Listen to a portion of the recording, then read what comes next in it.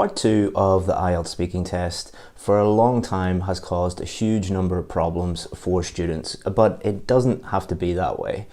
What I'm going to tell you in this video is a little secret that most students don't know about Part 2 of the speaking test, and understanding this information will mean the difference between you getting the score that you need and not getting the score that you need. So in this video, I'm going to give you our unique Part 2 IELTS speaking strategy that has helped thousands of our students get the score that they need by understanding what this secret is and then applying a very simple step-by-step strategy that any student can learn and dramatically improve their score. So in this video, what we're going to do is, first of all, we're going to look at the top reasons why students find this part of the speaking test so difficult, and then share that little secret with you. Then we're going to give you the strategy, and finally we're going to give you practice questions and some samples. So in order to show you all of that, I'm going to jump into my computer and show you everything. Okay, so first what we need to do is we need to look at Part 2 cue cards, particularly the format of those cue cards, because this is going to give us the information that we need to understand what the main problems are, what this little secret is, and it is also going to help you understand and implement our strategy. So at the start of Part 2, the examiner will give you a cue card, and you'll have 1 minute to prepare your answer, and then you'll be expected to speak for up to 2 minutes. And don't worry, the examiner will stop you when you get to in and around 2 minutes. So at the top of every cue card, there is going to be a main topic. This never changes. And then it says below the main topic, it says you should say. Again, this never changes. And then there will be 4 bullet points. Again, this never changes. So this is a little gift to us, because if there are parts of the IELTS test that never change, that means that we can give the examiners exactly what they're looking for, because it's very predictable what is going to come up. So we can come up with a predictable solution to these problems. So let's have a look at a sample. So you'll have to speak for around 2 minutes about the topic below. Describe an interesting movie you watched recently. You should say what genre the movie was, when you saw the movie, what was the movie about, and explain why you find the movie interesting. So again, main topic at the top, you should say, and 4 bullet points. So let's look at a reason for failure. There are 2 main reasons why students fail to do as well as they could. So when I'm talking about failure, I'm talking about a student who should be getting a band 7 or a band 8, but they're struggling. They're getting a band 6 or 6.5, not because their English isn't good enough, but just because they're not using the right system, not using the right strategy. So reason for failure number 1, students often run out of things to say. So imagine you get this one, and what happens is you talk about what genre the movie was, when you saw it. That's about 20 seconds or 10 seconds. That leaves you with 1 minute 50 seconds remaining. What was the movie about? You talk about that for about 20-30 seconds, and then that leaves you with more than a minute to explain why you find the movie interesting. And then you get to that last bullet point and you just run out of things to say. And that affects your fluency, that affects your coherence, and this is the classic thing that many examiners see every single day when they are examining, is students get to bullet point number 4 and they still have a lot of time left, and the student is like, I don't know what to say. So that is going to dramatically lower your score if you do that. I'm sure many of you, let me know in the comments, is that something that you have experienced yourself? So the reason number 2 for failure is students often get stuck on 1 or more of the bullet points. So describe an interesting movie you watched recently, what genre the movie was. What does genre mean? I don't know. So then you start getting very stressed out, you start second guessing yourself, you start becoming unsure about what to say. Again, that affects your fluency, that affects your coherence. When you saw the movie, let's say, I can't remember when I saw it. What was the movie about? I've spoken to a lot of students and examined with many students who pick a movie or pick, the question might be talk about an interesting book, and they pick something that they don't really understand or they don't really know what to talk about. I actually did this with a few different students in the past, a question about movies, and they were like, I fell asleep. So how are they going to speak about that movie if they were asleep for most of it? Explain why you find that movie interesting. I didn't find it interesting. I find it quite boring. I don't know what to say. So the examiners are looking for your ability to speak for up to 2 minutes fluently and coherently. And if you are running out of things to say, or you find it very difficult to speak about at least one of these bullet points, then you are going to not get the score that you really deserve, because you're not doing what the examiners are looking for you to do. So what is this little secret? The secret is you don't have to speak about all 4 bullet points. You can speak about them if you want to. It's no problem to speak about all 4 in order. That is absolutely fine. But you do not have to. And this is really important information for you guys, because this gives you the freedom to create a different strategy. Because what your strategy really is at the moment is speak about bullet point number 1, then number 2, then number 3, then number 4. And as I've just shown you, that strategy does not work for the vast majority of students. And they are designed, the bullet points are designed to help you. All right, they're designed just to give you ideas to talk about. However, most students believe that they must speak about all of them, which doesn't help them, it hinders them. So this is often the case in many areas of the IELTS test where Cambridge are doing something to actually help you, but the teacher or the student creates a strategy that hinders them, that doesn't use the help that they are actually giving you. So to repeat this, because many of you, when I tell many of you about this, you're still confused. You don't have to speak about all 4 bullet points. You can speak about all 4 of them if you want, but you don't have to. So what's the strategy that we use with our students? And this is the same strategy that we share with many of our VIP students, and it has led to thousands of them getting the scores that they need and dramatically improving their scores. So the strategy, overall 30,000 foot view strategy, is that do things that help you to speak for 2 minutes about the given topic as fluently and as coherently as possible. Why do we use that strategy? Why is that our overall strategy? Because that's what the examiners are looking for. Everything we do at IELTS Advantage is examiner driven.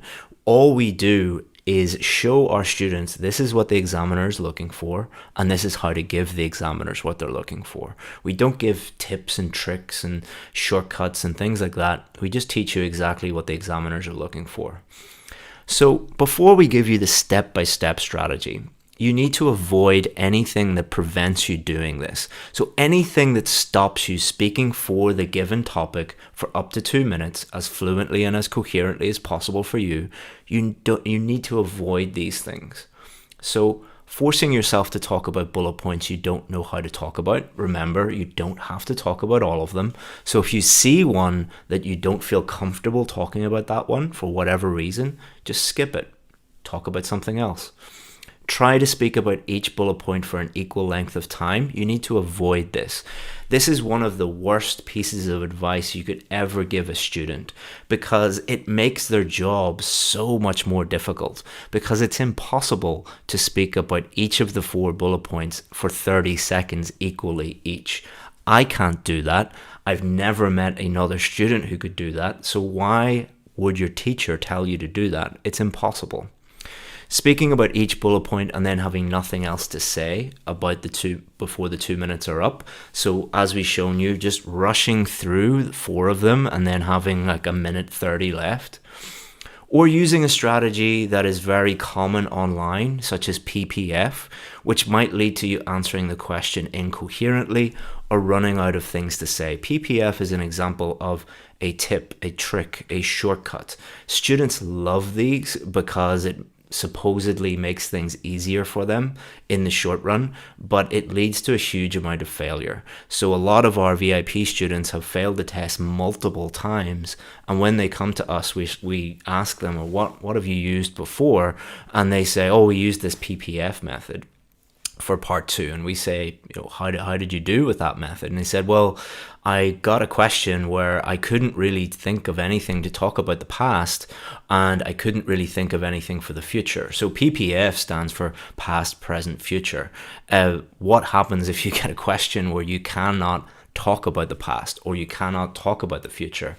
That severely limits your ability to give the examiners what they want. So just because you see a tip or a trick or a shortcut or something that has millions of views on YouTube doesn't mean it is actually going to satisfy the examiners. So what is the examiner looking for? They're judging your ability to speak fluently and coherently for up to 2 minutes.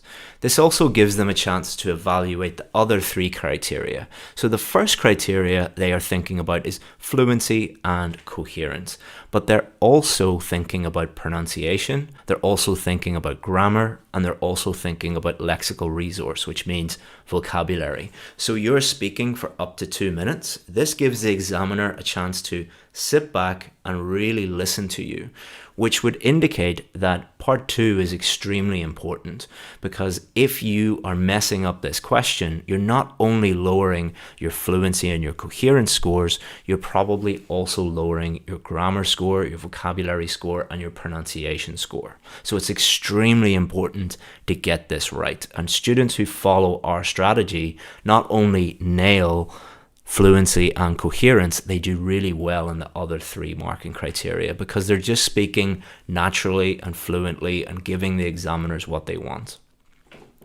So how do we do this?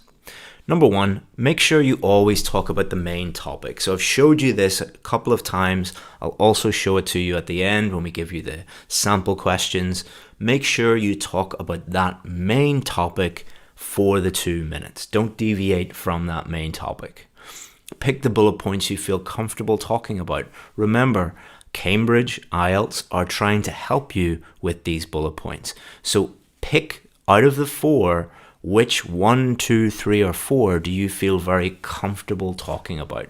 What does comfortable mean? Easy. It's easy for you to talk about those things. It's easy for you to think about them. It's easy for you to articulate them. Number 3, ignore the rest.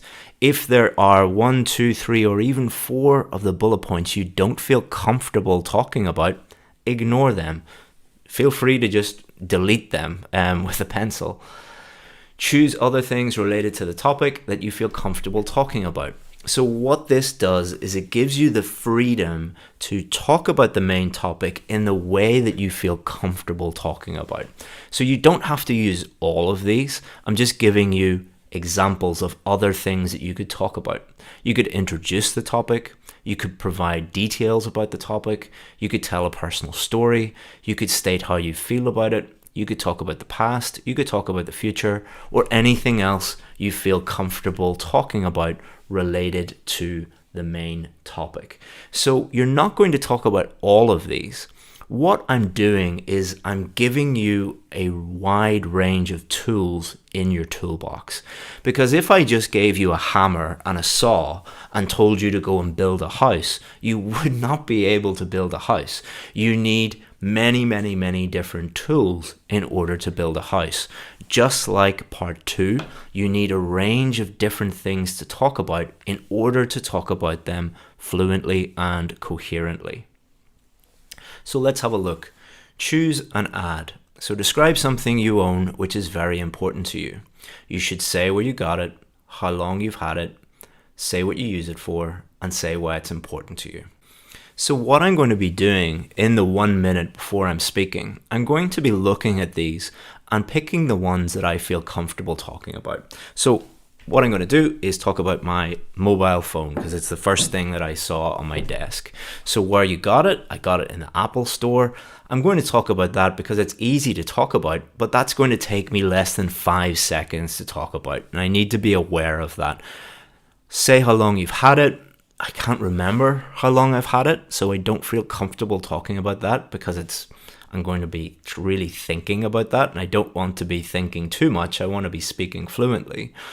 Say what you use it for. That's really easy for me to talk about because I use it for my job.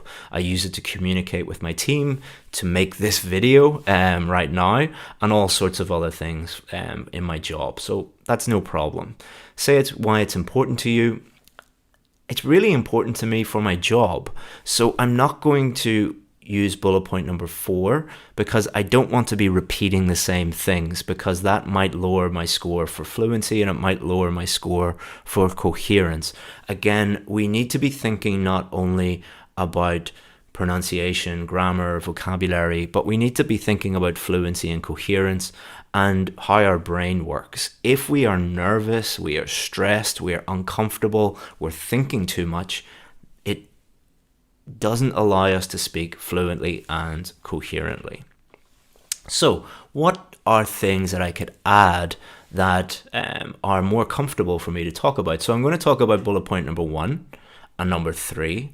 And then I'm also going to talk about a new model you'll buy in the future, because this week there's rumors about the iPhone 13 or something coming out, and it has a much better camera and a much better microphone, and those are the two things that I really want. So I'm going to talk about that one. Tell a story about when it broke. So when my phone breaks, it is a disaster because I can't work. So I have an easy story that I can tell that will allow me to speak fluently. And then finally, I probably won't need this one because I probably won't get to this one before the 2 minutes, and the examiner will stop me before the 2 minutes. But what I like to do is just add in one more thing, because it removes any doubt, any nervousness, any fear, and I know that I can provide a review of this product very easily at the end if I get there, but I probably won't even need this bullet point. So as you can see, using this strategy, what it does is it provides you with a huge amount of freedom to just do the job that you're supposed to do. It doesn't put any barriers in your way. It doesn't give you tips and tricks that don't really work. It doesn't make your job more difficult. It just makes everything much, much easier. So let's have a look at some sample questions. All right, so I'm going to use this sample question, and I'm going to use the old method, which is what most students do, which is just do bullet point number 1, then 2, then 3, then 4. All right, so describe a well-known entrepreneur. You should say who the person is, what kind of business this person runs, what you know about this person, and explain what you think about this person. So I'm going to try and put myself in the position, if I was a student doing the real test, what would I say? Okay, so I'm going to talk about Elon Musk and the kind of business that this person runs. Well, he runs many, many businesses. He runs SpaceX, he runs Tesla, he runs The Boring Company, he runs, there's one that he runs that is to do with inserting things into your brain, and he also runs a company called Solar City, and he founded PayPal as well. What you know about this person? Well, as I already said, he runs lots and lots of businesses. Explain what you think about this person. Well, I really admire this person because he runs all of these really successful businesses. So let's have a look at what I did there. So who this person is, I introduced who this person was, but that took me 2 seconds. So in the student's mind, and we know this because we work with our students really closely and we talk to them like, what were you thinking here? What were you thinking here? If the first bullet point takes you 2 seconds, what you're like, oh my God, I've wasted one bullet point and I'm going to run out of time. So the nervousness, the stress, the fear, the doubt starts to build. What kind of business this person runs? So I just answered that question naturally, and what I did was I just listed lots and lots and lots and lots of businesses. And generally in the speaking test, you should avoid just listing things because it doesn't really take a a great range of grammar and vocabulary, and to just list lots of businesses. Like, most people are able to do that. That's not really testing your ability to communicate clearly in English. What you know about this person, then I started to repeat myself. So I'm like, oh, well, I know that he owns lots of businesses and he founded and that's kind of why he's famous. So I just repeated myself, and now I'm getting even more nervous because I know that I shouldn't repeat myself. Explain what you think about this person. Now I'm so nervous, so frustrated, so full of fear and doubt that I just start repeating myself again. I completely lose track of time, and it's really uncomfortable for me to talk about that one. So it's a disaster. So even though I have the ability to speak clearly in English and I have no problem answering these questions, using a method that doesn't work hinders me. It puts barriers in front of me. It makes me jump through hoops. So you should never do anything on the IELTS test that makes it more difficult for you to give the examiners what they want. So using our strategy, let's look at why this strategy works and how easy it is. So you should say who this person is. I'm not going to talk about the other bullet points. What I'm going to talk about are 2 companies that I know a lot about. I don't know much about the other companies that he runs, but I know a lot about SpaceX and Tesla. So he runs other companies, but I'm going to talk about those 2 because those are the 2 that I feel most comfortable talking about. So I'm still talking about a well-known entrepreneur because I'm talking about his 2 main companies. The thing that he has taught me in my business is you are paid in proportion to the size of the problems that you solve. And a business is really just solving big problems. So that is what I'm going to talk about. Why I admire him. It's very easy for me to talk about that because I genuinely do admire him. And what he will do in the future. I probably won't get to this before the 2 minutes. But again, I like to add something in there that makes it easy for me to talk about it. So what I'm going to do now is demonstrate that strategy. So the entrepreneur that I'm going to speak about is a person called Elon Musk, who in 2021 became one of the richest people in the entire world. And this was principally because of his company Tesla, which is an electric car company, but he's also quite famous for the company SpaceX, which is a space exploration company. The thing that Elon Musk has taught me about business is that you are paid in proportion to the size of the problems that you solve. So when Elon Musk was in his early 20s, he thought about the 2 biggest problems that the world faced. One was climate change, and the other one was the inability for us to become an interplanetary species. So if there was some kind of event that threatened life on Earth, we wouldn't be able to actually survive. The other reason why I really admire Elon Musk is he's one of the only entrepreneurs that speaks very openly and honestly about how hard he works, and he actually backs it up with a huge amount of work. He is famous for working 7 days a week, 12 to 16 hours a day, and he has done that for, like 20 years or something like that. And I truly believe that that has helped me in my business because I inspire my team to work extremely hard. And I believe the harder I work, the more successful my company becomes. In the future, Elon Musk will probably change the world significantly for 2 reasons. Number one, he will probably achieve his goal of getting people to Mars, which is very exciting. And secondly, he will probably also achieve a major milestone for autonomous cars, which is full self-driving mode. So cars will basically drive themselves. Okay, so that was around 2 minutes, and I would not be able to do that without using this strategy. But one thing I would warn you is that you can't just look at this strategy and then go into the test tomorrow and perform at the highest level. What you will have to do is go and find some real questions. So this is one of the books that you will have to get, IELTS Academic 15 or any of the other ones. Use real questions. I don't have any affiliation with Cambridge. They don't pay me money or anything like that. The reason why I suggest these books is because these are questions that reflect the real test. And if you use fake questions, you'll get questions that have topics in them that are really, really, really difficult. But if you have a look at these books, you'll see that the questions are not that difficult, which will really help you prepare properly. So you need to get real questions, use this strategy, and practice using this strategy until the point where you don't even have to think about the strategy. You just do it naturally. Just like tying your shoelaces, you don't tie your shoelaces and think about what you're doing. You just do it automatically. Practice it until it becomes automatic. All right, let's give you guys some practice questions here and a little task. So this is your turn. Look at the question below, and what I would like you to do is don't take 1 minute. When you're practicing, take as much time as you need when you're first learning a new strategy, and then try and get faster and faster and faster at it. So don't try and do it in 1 minute. Take 2 minutes, 3 minutes, 4 minutes, 5 minutes. Really focus on learning the strategy rather than trying to do it at exam speed.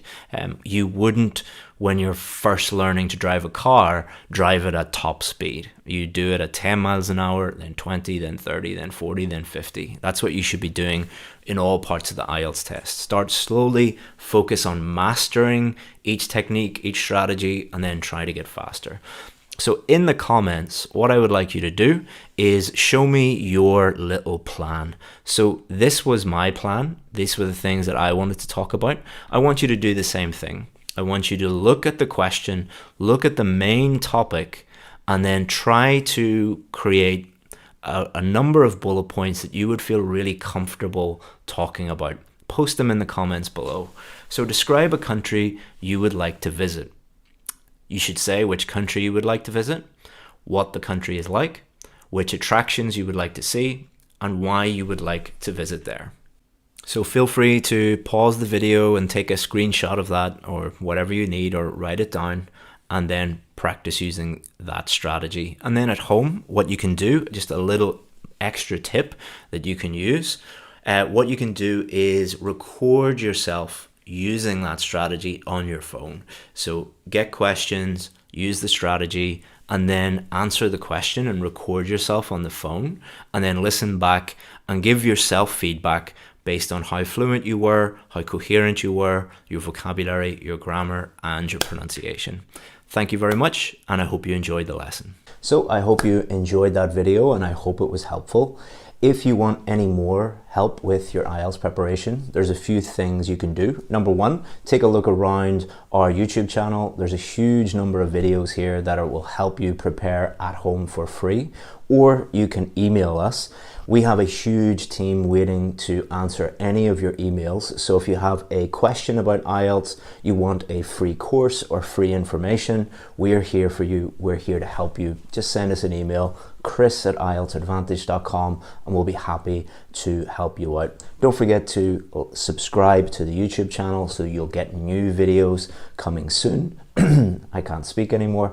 And then also, if you're interested in getting some of our VIP education, one of our VIP courses where we work one-on-one with you, and the VIP course has more success stories than any other IELTS course in the world.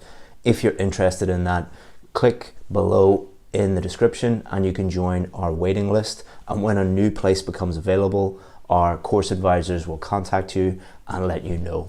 Now, before my voice completely disappears, I'll go, thank you so much for watching the video, and thank you for all of your support. Thanks. Bye-bye.